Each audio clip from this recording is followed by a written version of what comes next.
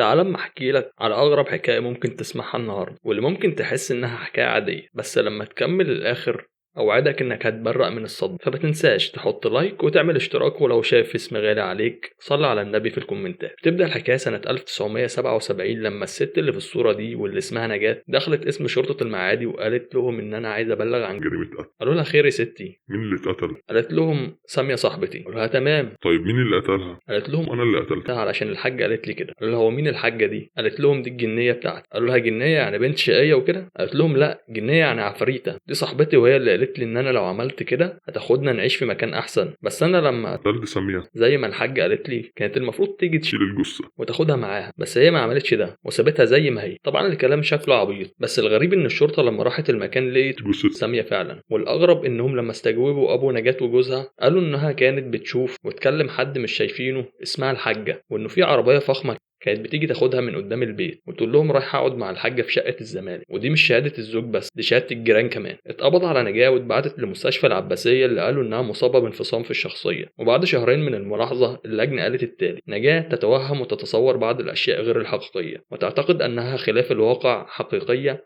وعلى ضوء هذه الحقيقه المزيفه تصدر منها بعض التصرفات التي تعتبر غير مسؤولة لخضوعها تحت هذا التأثير المزيف. وانتهى هذا التقرير بأن حالة نجاة تعتبر مرضا عقليا لا يستجوب بالعقاب. فالنيابة حفظت القضية يوم 13 يناير، ويوم 22 يناير صدر قرار إن نجاة تكمل في مستشفى الأمراض العقلية لحد ما تخف، ودخلت عنبر 27 وعاشت فيه. لو فاكر إن الحكاية انتهت لحد هنا تبقى غلبان، فبفكرك تنزل تصلي على النبي عليه الصلاة والسلام في الكومنتات، وما تنساش تعمل لايك واشتراك في القناة. نجاة يا سيدي كانت حامل، فجوزها قدم طلب لإدارة المستشفى علشان تصرح له استلام زوجته يحطها في مستشفى قريبة منه علشان ميعاد ولادتها قرب وعلشان تكون تحت ملاحظته. لكن إدارة مستشفى الأمراض العقلية رفضت وقالت إن الطلب ده بيتعارض مع لوائح المستشفى. فبعدها بيومين دخلت الممرضة عنبر 27 عشان تودي لها الأكل، لكن تتفاجئ إن نجاة مش موجودة. قلبوا عليها المستشفى حرفيا وبلغوا الشرطة، واللي بدورها دورت في بيت جوزها وابوها واخوها والقرايب والجيران والاهل والخلان، لكن نجاة اختفت. وحتى وقتنا هذا محدش يعرف نجاة راحت فين. ومن الحاجات الغريبة اللي عرفوها ساعتها وهم بيستجوبوا طاقم المستشفى، عرفوا انه في راجل يبدو عليه الثراء ساب 500 جنيه تحت تصرف نجاة في المستشفى.